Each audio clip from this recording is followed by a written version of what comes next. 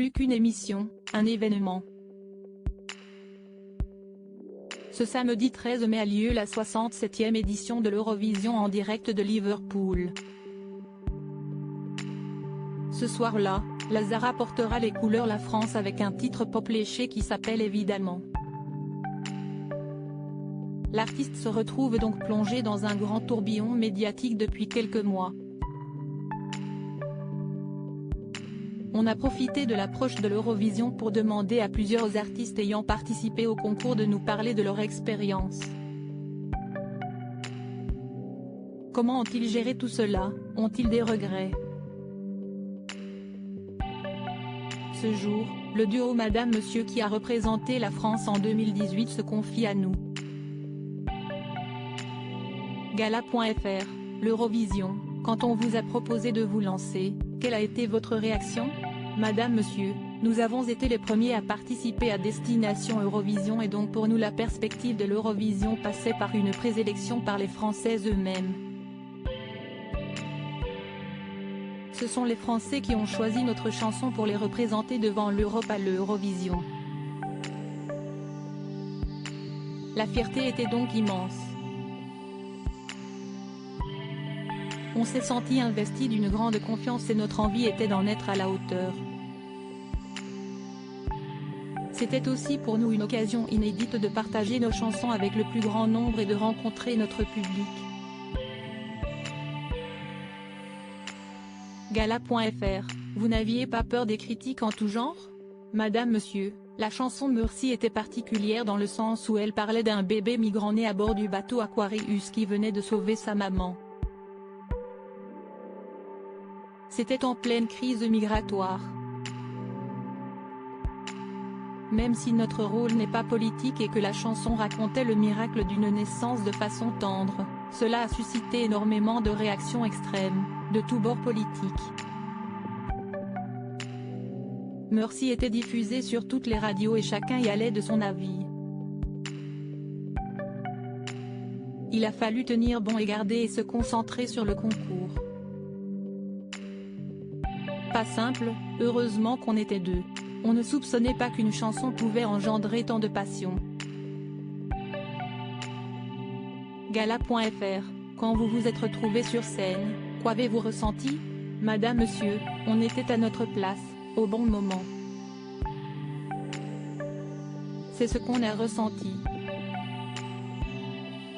On a beaucoup travaillé pour arriver à cet instant et l'Eurovision même si dans l'inconscient collectif c'est uniquement chanter une fois sa chanson à la télé, c'est en réalité un travail de plusieurs mois en amont. Et des répétitions in situ pour assurer un show télé en direct regardé dans le monde entier par 180 millions de téléspectateurs. Alors le moment venu on avait conscience de l'enjeu, on avait le trac bien sûr mais on savait ce qu'on faisait et on était heureux d'être là. Et de partager ce moment incroyable à deux, en couple, avec notre chanson.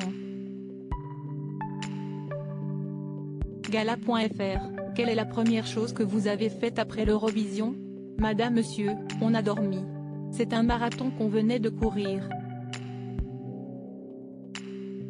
Et puis il faut avouer que même si notre 13e place était honorable, elle était loin des attentes suscitées par les bookmakers qui nous plaçaient dans le top 3. Tout le monde a été déçu. On a beaucoup pleuré. C'était du chagrin, de la fatigue et un peu le relâchement global de toute cette tension. Alors on était épuisés. Vidés comme rarement. Gala.fr, quel est votre pire ou votre meilleur souvenir de l'Eurovision? Madame Monsieur, un concert en pré-partie à Madrid. Le public madrilène chantait à tue-tête notre chanson en français d'un bout à l'autre. On était sidérés. Il y avait tellement d'amour. On a fini à genoux sur scène. Gala.fr, si vous aviez la possibilité de refaire votre passage à l'Eurovision, que changeriez-vous? Madame Monsieur, on rendrait la mise en scène un peu plus éclairante sur le propos de la chanson.